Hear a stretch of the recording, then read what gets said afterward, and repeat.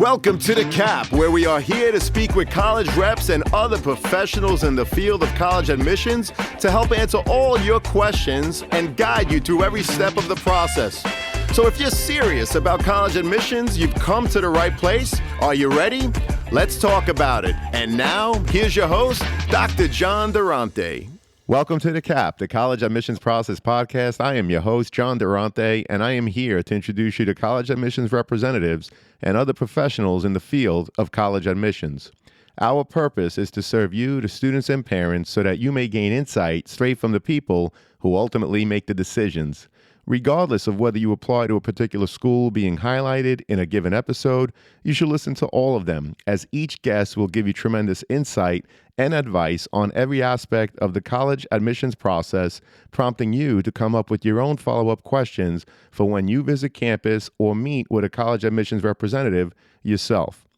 Don't forget to visit our website, www.collegeadmissionstalk.com, or the show notes of each episode to access the alphabetical list of all the colleges available with the related audio link to the right of each school.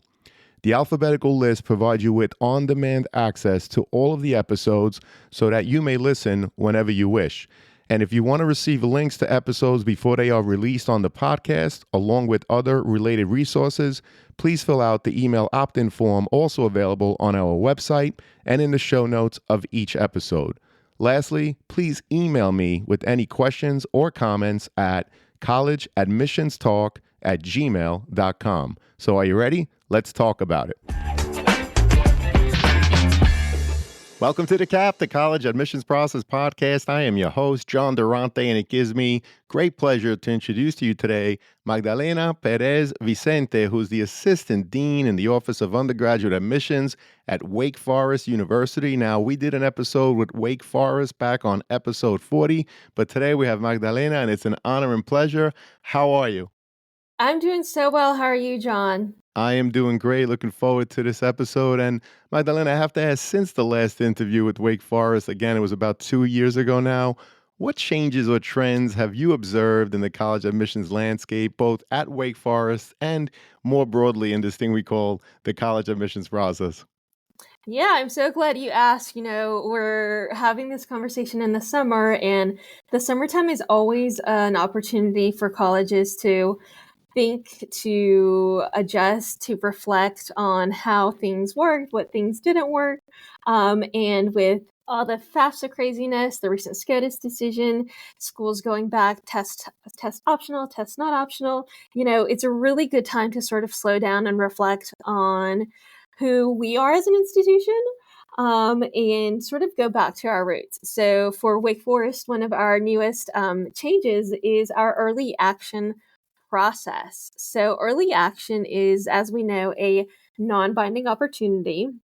And we're offering this opportunity to first-generation college students. So if neither of your parents attended a four-year institution, you have the amazing opportunity to apply by November 15th and to hear back about your admissions decision sometime in January. So you also, within a week or two of receiving that decision, you also receive a financial aid package if you applied for need-based financial aid. And this, I think, really, like I said, allows us to reflect on who we are as an institution, right? We're a North Carolina liberal arts college with roots, not just within rural North Carolina roots, but also a school that really values the first generation population because, those were the core students. Those were the first students that were on our campus. And we're really going back and honoring those traditions. So that is a big new change that has happened most recently, most recent developments. As is, not necessarily a change, but just sort of a shift in the landscape of, everything that happened with FAFSA this year, right? And all the changes that happened and all the pivoting that schools had to do. But something to note about Wake Forest is, as part of the financial aid process, we ask for families to submit that CSS profile and the FAFSA. And sort of a benefit to us is the fact that we were able to still release estimated financial aid packages despite any of the FAFSA delays. So I think super kudos to our financial aid team, to the university for being able to sort of reflect and pivot and be able to move forward to, meet the needs of our interested students. Well, we appreciate that overview. You talked about so many things, the FAFSA, which was interesting this year, the SCOTUS decision, whether or not a school is test optional or not. And of course, I love how you talked about the fact that you're going back to honoring your traditions. As a quick follow up, and we're going to unpackage all of this, but as a quick follow up, you mentioned the FAFSA. Everyone is familiar with that for the most part. The CSS profile. Less people are familiar with that than they are the FAFSA. So could you just give a brief overview of what exactly is the CSS profile? Sure. So the CSS profile is a bit lengthier of sort of a formula that goes a little deeper into a family's finances. It will ask, what is the income, but it goes a little step further in asking what are a family's assets going to, right? Is there a big medical expense that's happening? Is there something happening within the family? What are the assets for your home situation look like? So it does go a little bit deeper, not necessarily just what are the assets, but how are your family's assets being used? Where are they located? So it is a lengthier process, but it does give colleges a greater scope into what a family's resources are. Yeah, so for one of my daughters, I had to do both the FAFSA and the CSS profile, and I can say exactly that. The CSS profile does go a little deeper in terms of the questions that it asks. So, just for clarification, for Wake Forest, students and their parents have to submit both the FAFSA and a CSS profile, correct? Yes, that is correct if they're applying for need-based financial aid. Perfect. Thank you so much. So let's unpackage everything here. You already mentioned so much. So, Magdalena, can you walk us through Wake Forest holistic review process and how do you balance academic achievements with extracurricular involvement, essays, and even those recommendations? Yeah. That's such a big, loaded question, and I always find that questions are easier to unpack if you have a visual. So bear with me because I am a visual person. So I was talking with one of my colleagues of like how do we help students understand the holistic review process, right? And the best sort of simile we can come up with is imagine an amazing steak dinner or your favorite meal, right? And within these meal, there's a these different pieces that make up that entire menu or that entire amazing meal. And for us, bear with me, is a steak dinner, right? Where the steak, of course, is the grades. It's the transcript. It's sort of that qualitative data into what has a student been doing for the past 4 years of their academic journey. And the salad is what comes in addition to that main steak entree, right? It's the recommendation.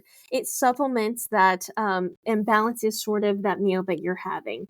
And within those recommendations, right, you're looking at what's the messaging that's being said by the teachers. What about the connections that you have with the counselor?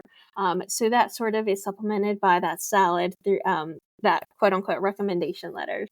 And then with the steak dinner, right, there are the sides, whether that's mashed potatoes, whether that's a baked potatoes, whatever you call it, right? And those are your activities. So, what is supplementing your application? What are you doing beyond the classroom? What are you doing beyond school within your own community? If you have the opportunity to engage in, opportunities outside of your city or outside of your state, what is that, and why does that speak so deeply to you? And I think when thinking about this sort of simile, it's very, very important not to get lost in the big picture because it's also the smaller details, right? It's the seasoning, it's the sauce that comes with your meal. And with that seasoning and the sauce, I'm going to sort of equate that to your personal essay, right? It's that sort of final piece that culminates to a college, who is this student? What is their quality of writing? What are they choosing to write about? And why do they choose to write about that? What is so significant within their life that they want to share this narrative with me? So there are so many different pieces, but know that at the end of the whole review process, they all sort of marry together and create this amazing meal that we sort of get to digest. And that's sort of how we balance it all, right? It's not just grades, it's not just your leadership skills within the activities list, but it's everything that does come together to sort of make that amazing application that we get to review.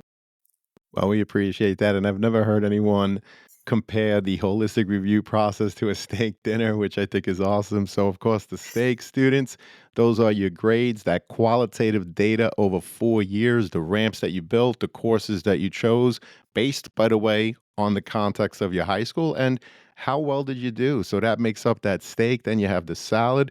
Those are those things that supplement your meal, like recommendation letters, the size, or the activities.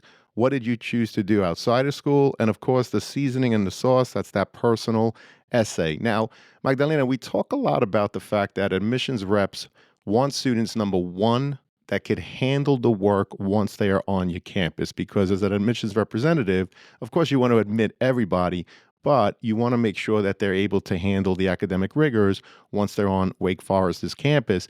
And then you also want to see the type of community member that they're going to be, right? In terms of contributing to the wonderful programs that you have at Wake Forest. So you're looking at activities, you're looking, as you said, at what they're choosing to write about. So in this whole steak dinner, how would you break it down? Is there something that's more important than other parts? Yeah, great question. So, being a selective university, we get talented students who we know can do the academic work. So, oftentimes the deciding factor isn't their academic readiness, right? Because they're all choosing to engage in AP or IB or honors courses. And it oftentimes goes a little bit deeper into what kind of community member are they going to be, right? What are those leadership skills that they're developing? What do the teachers say about their collaborative nature? Because that does speak into what kind of community member they're going to be on our campus community. So, in thinking a little bit about, the activities list, think about the quality, not the quantity, in addition to what's the level of depth of engagement that you're having within your community that you're writing about, right? I'm not necessarily saying you have to be the captain or you have to be, the president, but what kind of change maker are you being within your, organization? And why is that role so important to you? So oftentimes the leveling of engagement really speaks volumes to, students' intellectual curiosity if they're part of the philosophy team or debate team, if they're engaged with sports, that'll really speak highly to they're going to be involved in intramurals or club sports on our campus. So there are a variety of sort of different ways to go beyond the academics to show how is a student going to fit on our campus and what kind of member they're going to be once they get here.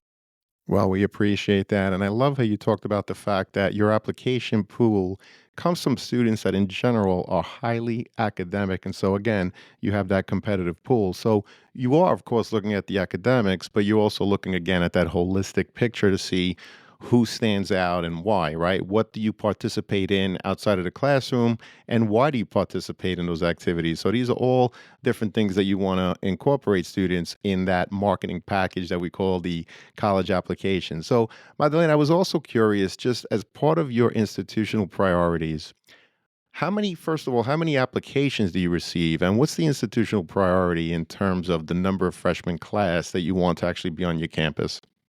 Absolutely. So we're trending more and more towards the positive, right? Every single Hmm. year, since I've been in the office, and I've been in the office for about 2 years, we've just seen an increase in Wake Forest, an increase in our application volume. Most recently, we are just shy of hitting 19,000 completed applications for this past Wow. application cycle, which is amazing because you do get to see and read all of the amazing narratives and applications that have been shared with you. But unfortunately, we cannot, due to our size constraints, admit every single talented student that we want.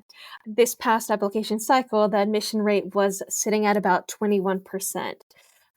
Every single trained professional within our office reads anywhere between 1,200 to about 18, maybe even 1,900 applications. So your application does not get lost on us, but it is a selective review process that we have to go through.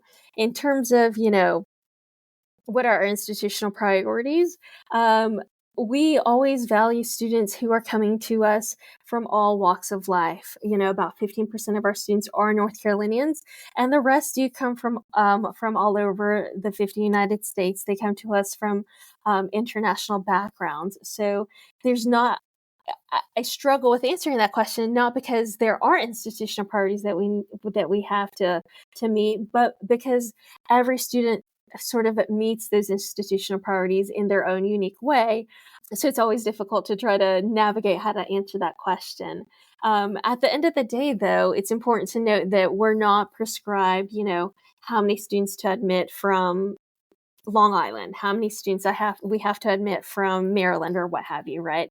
We are looking holistically at every candidate, their qualifications to build and shape the class that's going to best meet the needs of our academic and social and engaged community.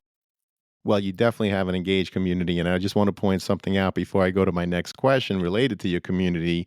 And it's that you said that about 15% of your students are from North Carolina. That means 85% are from outside of the great state of North Carolina. And I mentioned that because clearly you're not a commuter school if 85% of your students are from outside of the state. So I just wanted to point that out to the students because that's always a question that comes up, particularly if they're going to a school that's so far away from home.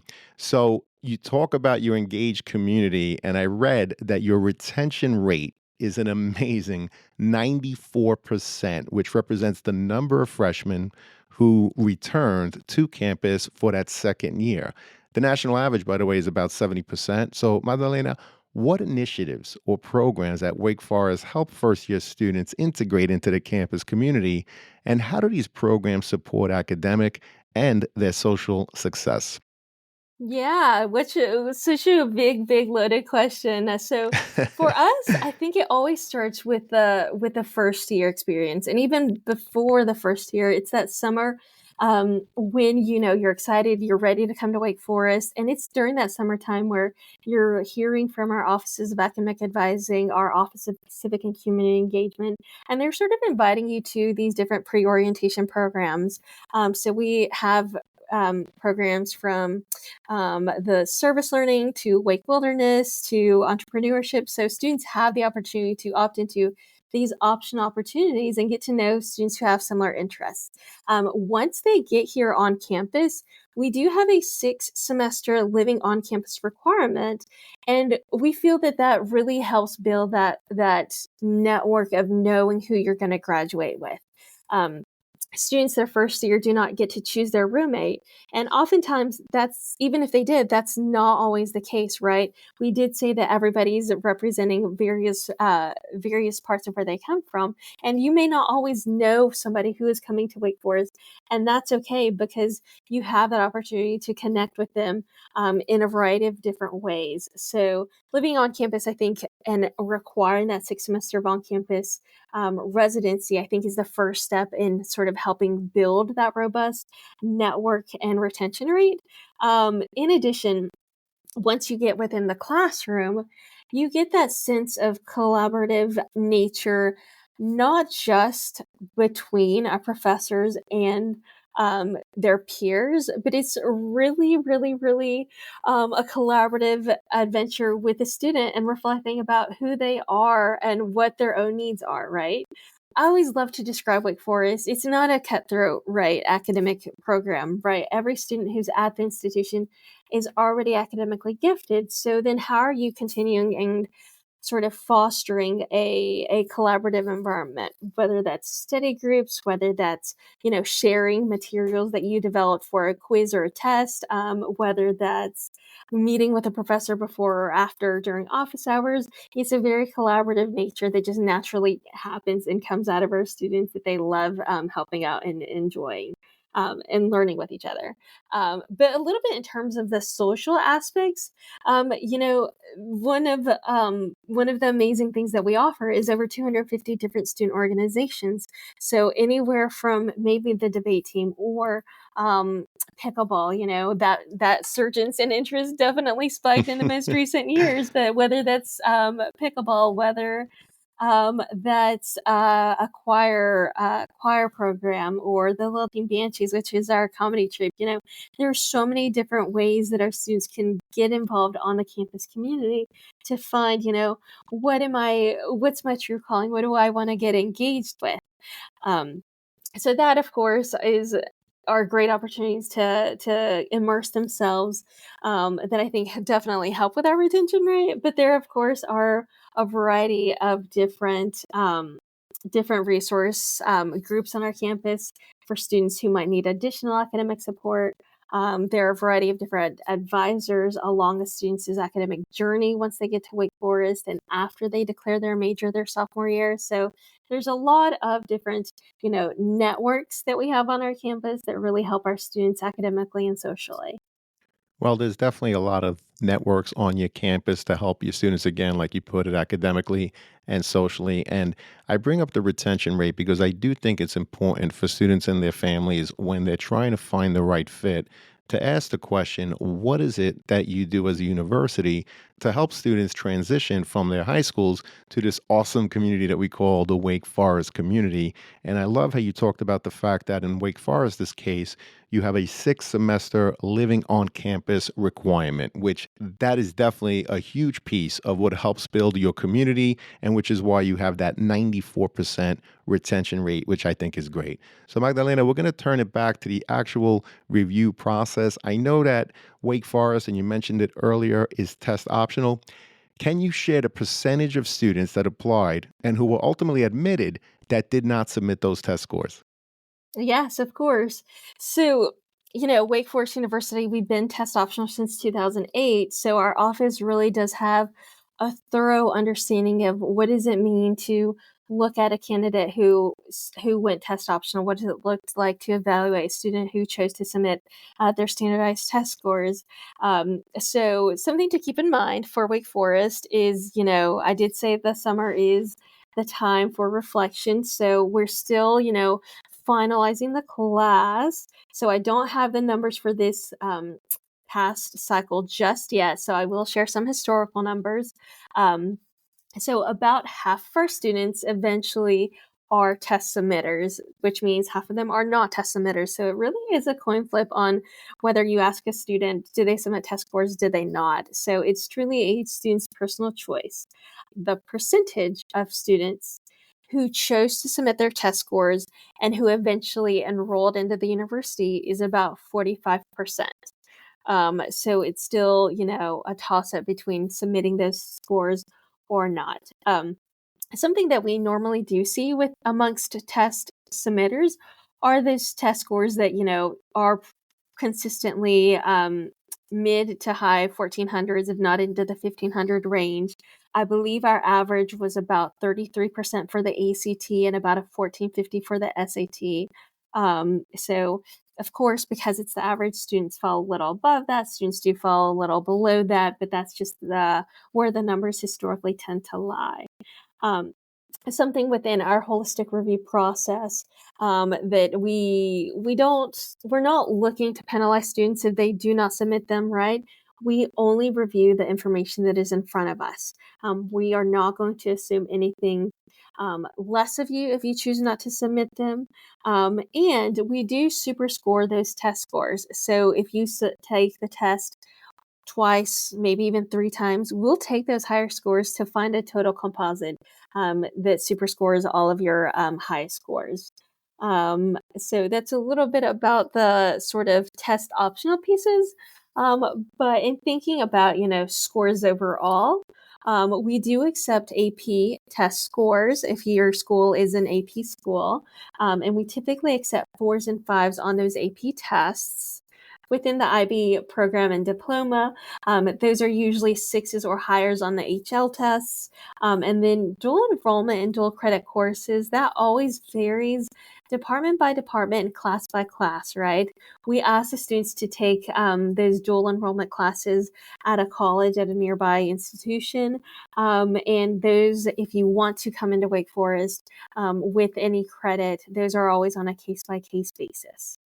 Well, we appreciate the overview. Not only did you talk about AP and IB, but the fact that your average for the ACT is a 33 and the SAT is somewhere around the 1450. But I just want to repeat to the students, those are only students that are submitting, which is why those mid 50% ranges seem to be higher. So students take both the SAT, the ACT, prepare, super score it, as Magdalena said.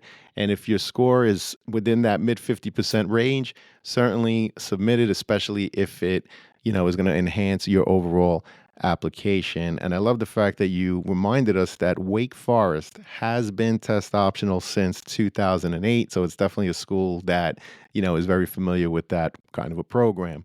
So, Magdalena, what are your top tips for students writing their personal statements? And are there particular themes or approaches that stand out in a positive way? Before we get to the things that may positively help an application stand out, I always want to also look at the flip side of that as to things you may want to avoid within your application. So I always tell students, make sure that it encompasses you, right? Make sure that if you're telling me a story about your family or a special person within your life, that it's not a narrative about who they are, right? Because you want it to be a reflection of who you are and what kind of student you're going to be, or a reflection of what values are important to you. So avoid writing about the experiences of someone else, rather, sort of be open to you being the center of this and telling us about how you grew as a person or how you've changed. Um, Something else is it's not necessary for you to tell me what you've done within your school community, right? I've already known that. If you received a certification, I've known that, right? Hopefully you wrote about that in your activities list. So if you can sort of shy away from repeating information that can already be found in your application elsewhere, great. Find a new idea. Think of a new thing to write about, because that really gives me, some new information that I can use to advocate for you in the admissions process. At the end of the day, it's really important to remember that this is your essay. This is from the perspective of a high school student. So I know high school students don't write like professionals. So don't this is not the time to fake it till you make it. Make it make it sound naturally, make it come from you, and make it come from the authentic, student's voice, right? And make sure it's obviously proofread. Make sure that if you're trying to tell me a simile or a metaphor, that it cohesively makes sense from the start to end. So those are just some tidbits of information that I definitely think are the most helpful. If you're a student and you're sort of finalizing your idea, or you're starting to sort of write this essay, once you get to the final editing phases, read your essay aloud, right? Get somebody to listen to it, or record yourself, right? Use your smartphone, use any recorder to help you get a sense of, what does this sound like? Does this flow very well? Is this my true authentic voice? Where are some more editing areas that I need to make sense? Super big suggestion is read it out loud, or get somebody else to hear you say it, because that's probably where you might be able to get, some few pointers as to what might need to change, or what part might need to be emphasized more, so that the reader fully understands what message I'm trying to communicate. Well, I think there's a lot of great advice there. I love the fact that you mentioned using your cell phone to record it, to hear your authentic voice, students, and does it portray what it is that you want the admissions reps to learn about you. And you spoke about the general theme, students, of being very mindful of each part of the application.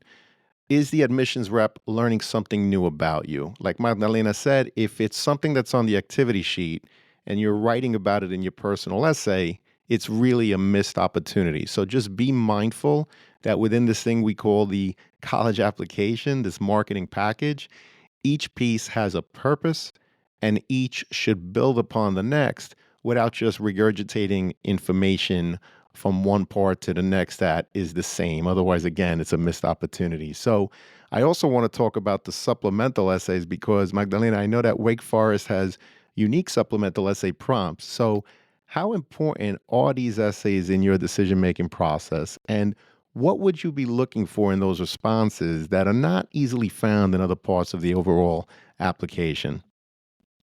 Yeah, so similarly to our test policy, right?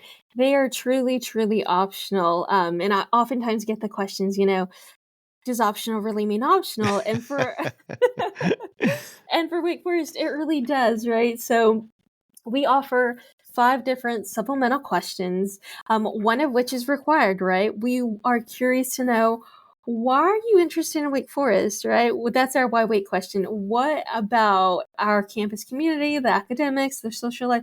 Why are you applying to the university? And that sort of helps us be able to gauge, what is the alignment with the student's interest in us and what might align with us that we're looking to fill within this student. So that why wake is a super, super not optional, required way for us to sort of gauge what kind of fit is there within this applicant. We also, of course, offer 4 other questions. Our most famous, of course, is the top 10. So give us a top 10 list of essentially anything you want, whether that's a family tradition, whether that's music that speaks to you, whether that's civil rights movements. There are a variety of different ways for us, if you submit those supplemental questions, to sort of gauge what is this candidate or student interested in. Um, Sort of allowing us to be able to further evaluate sort of that fit that I previously mentioned. Supplemental questions for us are sort of an invitation to get to know you a little bit more. And the only way that we can do that is through these supplemental questions. So whether it's that top 10 question that I mentioned, whether that's telling us about what you're intellectually curious about, telling us about the books that you're reading, there are a variety of different ways for us to get to know you a little bit more by answering a few questions. You don't have to answer them all, but if you do, there's that invitation for us to evaluate, is the fit there. Well, we appreciate that. And again, the supplemental essays are, in fact, optional at Wake Forest. However, the one that is not optional, and I'm going to repeat it again, is why Wake Forest. Is that correct, Magdalena? That is, so students, that is a great opportunity to show that you know us, for you to show that you've, done research into our university. There's so many times where I see a student and they're like, I'm very interested in Wake Forest open curriculum. And I pause and I'm like, but Wake Forest doesn't have an open curriculum. So always be mindful that, make sure that you're doing the research on the university. Make sure that you're speaking specifically to something that are interested about in the university. It is never a make or break within the admissions decision process, but it really does help us understand your interest in the institution. A lot of people would advise with the supplemental essay, particularly when they're asking, for example, why Wake Forest. They would advise that it's not a copy and paste in terms of writing one essay and using it for the 5, 8, 12, however many colleges or universities that you're applying to. And what you just mentioned about someone writing about an open curriculum, perhaps that person was writing about another school and they decided to copy and paste, send it to you, and it makes you raise an eyebrow to say, hey, wait a minute, this doesn't apply to us. So I think that with the supplemental essay, or I should say that question, why Wake Forest, it's very important, students, that you demonstrate your understanding of the programs. And perhaps, and correct me if I'm wrong, Magdalena, if I'm able to articulate a specific program that I want to come to at Wake Forest, and why while talking about some unique things that you offer, but also talking about how I plan on coming there to contribute in this beautiful community we call Wake Forest, would that help my overall application? Absolutely. It shows that you have done your due diligence in researching the institution, whether that's a specific department, maybe a specific professor that you want to do research with. Like I said, alignment and fit work is a two-way street, right? We're looking for the students who are interested in the university, and doing your research sort of demonstrates that. While also, a student is doing research, is Wake Forest where I see myself for the next 4 years? So that why Wake is a great, great way for you to showcase us that information that we might not know otherwise. Well, that's great. So, students, do your due diligence. Show your alignment and fit to Wake Forest, especially when you're giving that answer to that why Wake Forest question, and demonstrate your understanding of the programs again while showing how you plan on contributing. And that should help you at least with that portion of the overall application. So, Magdalena, another piece is the teacher recommendation letters. So, what makes a teacher or a counselor recommendation letter truly impactful? And can you provide examples of elements that distinguish a strong letter from an average one?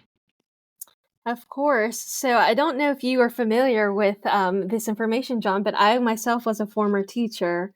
Oh, I didn't Um, know. That's yes, great. so I used to write recommendation letters for my students for applying, to certain programs. But I think what really makes a recommendation letter, whether that is from a teacher or a counselor, really stand out, is their comments to really, really speak to the levels of engagement that a student has, right? As teachers, we might have students who, all have A's in the class, but they all have A's for different reasons. Whether they're great test takers, whether they're, actively vocal within the course discussions, whether they're there for extra tutoring when you offer those services, right? There are a variety of different ways for teachers to be able to talk about and discuss what kind of learner their students are. So if a teacher can really speak to the levels of engagement that a student presents within their classroom space, it really gives us an opportunity to have an understanding of what kind of student they're going to be within our Socratic classroom conversations, within working with faculty and research, working with their peers on a variety of different projects. So speaking to levels of engagement is probably one of the most beneficial things for us to get to know. And a student doesn't always have to be the most vocal to be the most engaged, right? They might be on the shyer side, but they can articulate and share their thoughts in writing in a different way. So that is definitely a super helpful way for us to get to know students. And I think across the letters that we require from students is the consistency in messaging from a letter that I read from a counselor and the one that I read from the teacher.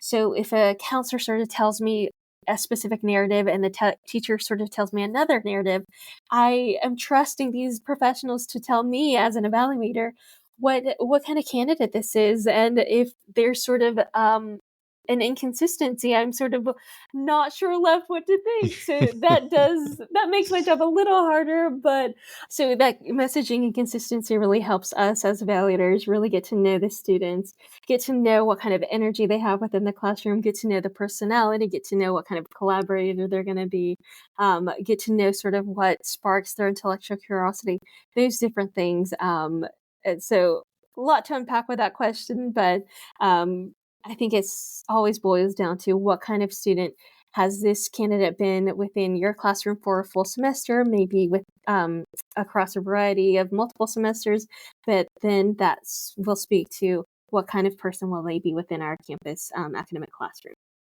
Well, we appreciate that. And I know that a lot of students and their parents obviously listen to the podcast, but I also know that there's a lot of teachers and counselors based on my email opt in list. And so it's the same lesson for teachers, right? Be mindful of the fact that every part of the application has a purpose. So during a teacher letter of recommendation, if you're just regurgitating the fact that they're a straight A student, for example, it really doesn't add anything because that's something that is easily found on the transcript. But as Magdalena said, speak to the levels of engagement that the student brings in the classroom space, something that they don't see so easily on an activity sheet or other parts of the application, that's what's going to add to the overall application. And, a message for students is it's not necessarily the teacher where you've gotten straight A's that you want to write the letter for you. Perhaps it's that class where you did score slightly lower, but you were totally engaged. You went to every extra help. You asked questions. You really, did something special to try to be successful in that class. And so maybe that's the teacher that could write something new in terms of your grit, your willingness never to give up, and to just engage in anything that you had to do well in that class. So Magdalena, I was also curious, do you have any advice for students whose academic profiles might fall below your average freshman class? And are there any specific steps they can take to strengthen that overall application? Absolutely. So I do want to reassure students that, we do review your entire academic information that is shared with us, whether that's the school profile to really get to know, the curriculum at your school, the any additional information that your counselor shares in terms of your academic um, progress and the curriculum that you're taking, and the transcript. So if your transcript shows, ninth grade may have been a little tough, but you've increased the amount of challenging courses that you've taken, whether that's APIB, dual credit, or honors or advanced. Has there been with this increased curriculum rigor? Has there also been a positive grade trend? Right, we always want to see what that trajectory is like, and if it's a positive one, then that really speaks to your levels of academic seriousness and your ability to handle challenging course loads. So rest assured that if your academic profile might not be the strongest, we do take into consideration that positive trajectory and growth. In addition to, what are your letters of recommendation saying about, your abilities and your skill sets? What are those things that you bring as a candidate that may not be representative within the data that is within your transcript? So, letters of recommendation, I know we mentioned before, but they Hmm. really do help add context to students who may not have the academic profile that's historically consistent, but who are viable candidates through our selection process. Um, Something that we haven't spoken to that I really want to make sure that we mention is at the end of the personal essay, there's a section that is called additional information. And that's a really great opportunity to sort of help explain or to contextualize what may have happened, right? Is there something that happened your sophomore year that greatly impacted you? Was there a big challenge that you had to overcome? And what is important for the admissions representative to know about how I grew through that process? So, make use of that additional information section because it really does help contextualize for admissions representatives. You know, Even if the academic profile may not be in alignment, there is that opportunity in that step for you to sort of continue advocating for yourself through the admissions process. Oh, we appreciate that. And I'm glad you mentioned that section of the application because if there's additional information, students, that you need to provide to give that overall view of who you are as a person, it's very important, again, to be mindful of all of the different parts. Again, their purpose and the fact that each has to build on the next to really create this overall holistic view of who you are, not only academically but as a community member and anything and everything in between. So, Magdalena, what are the different ways to apply to Wake Forest? And is there a benefit to applying one way over the other in terms of being accepted and even being considered for things like scholarships? Yeah, so this is such a loaded question. So bear with me, bear with me, folks. So for us, you can apply to Wake Forest through the Common Application or Coalition. A few years ago, we did have a paper application, but we have done away with that. So Common App and Coalition. And another key thing to know before I get to the different ways is that for Wake Forest, you are applying to the university as a whole. It is not an honors program. It's not a specific school. It is to the institution. It is not until your sophomore year when you declare that major that you're, within that specified program or department. Things are a little different for our students who are interested in the business school, mainly because that does require a process to complete during their sophomore year, fall of sophomore year, once you are a student at Wake Forest University. But information, you can find that all online. But just some tidbits, because I know those are really important things to consider when you're, looking at how to apply to the university.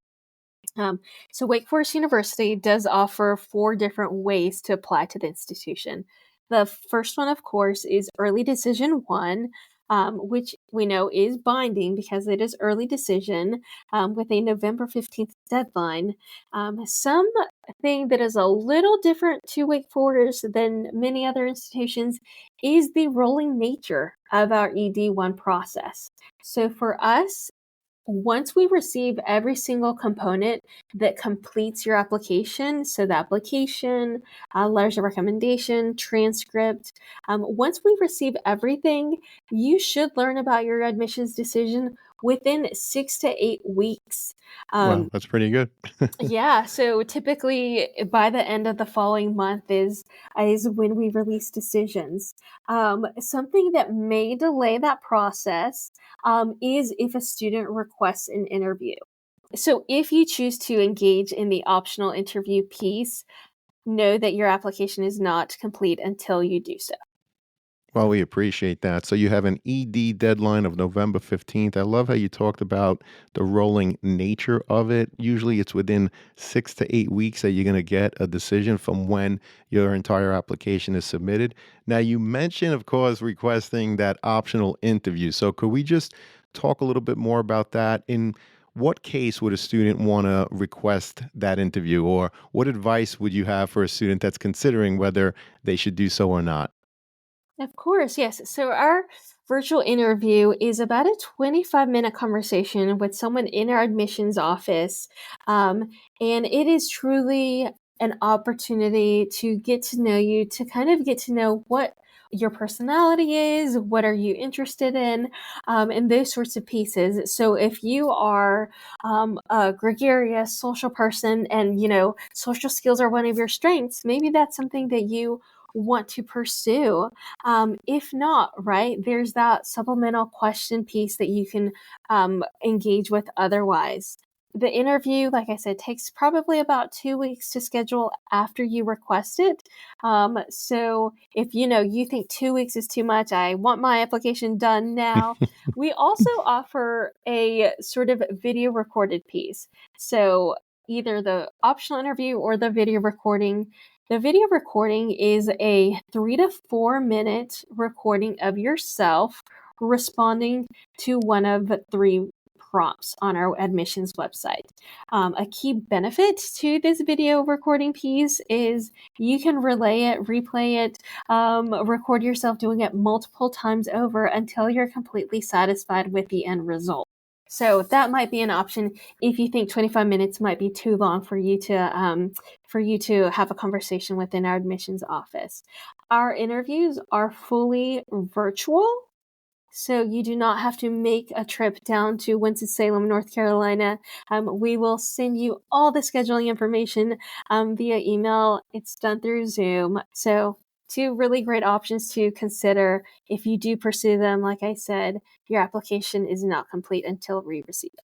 Well, we appreciate that. And Magdalena, what support systems does Wake Forest offer to its students while helping to ensure that they continue to be successful once they're on your campus? Yeah, so many really great opportunities, first of which is, thinking about why am I here at the university? I'm here to get a 4-year education, and how are we supporting students along that journey?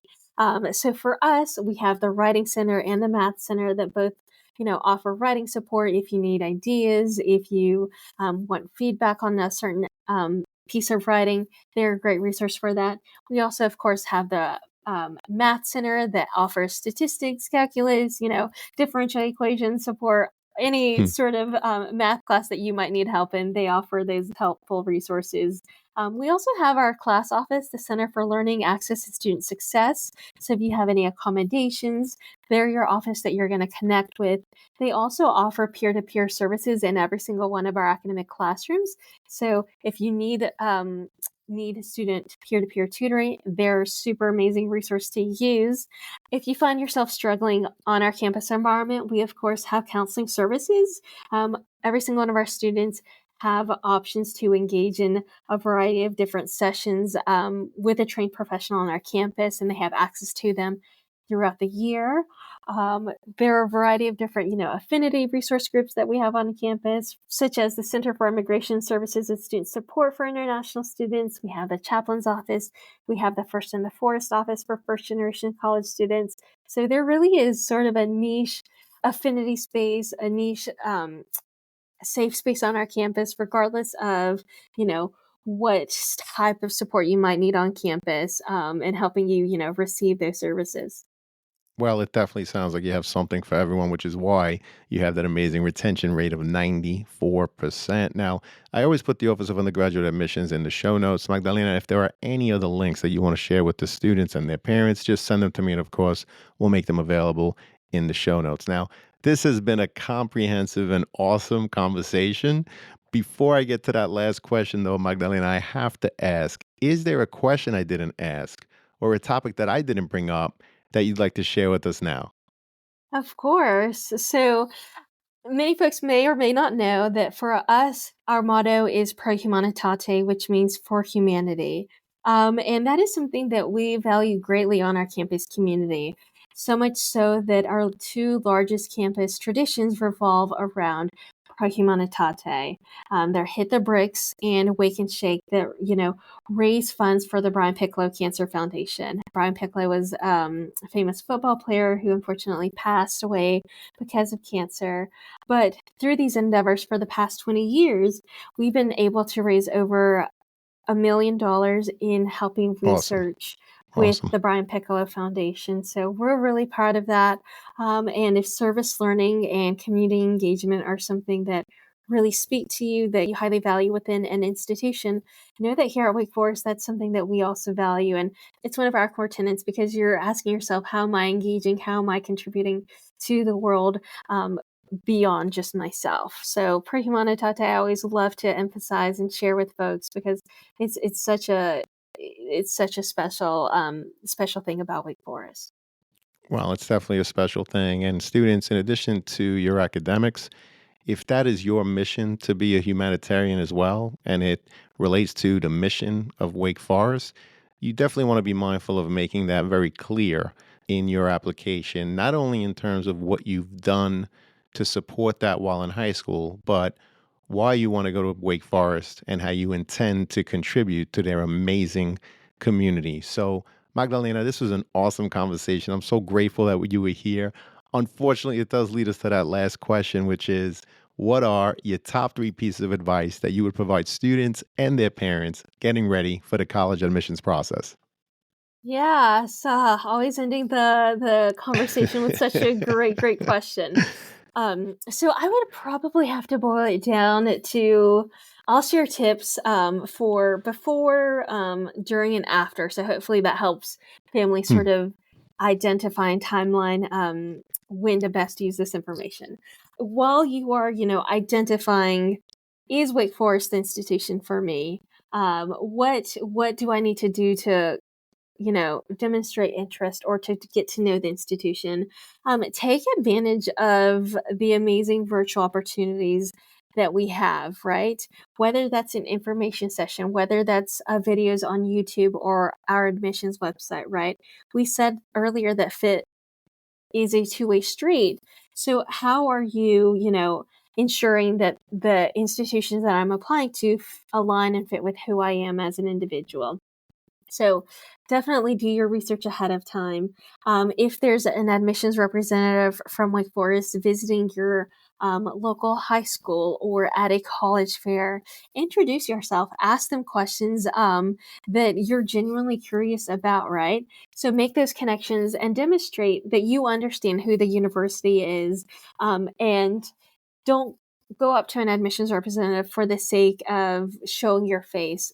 Show that you know the institution and show that know that this is an institution where I can see myself for the next 4 years. So that's a little bit beforehand, right? You want to make sure that the institutions you're applying to align with who you are.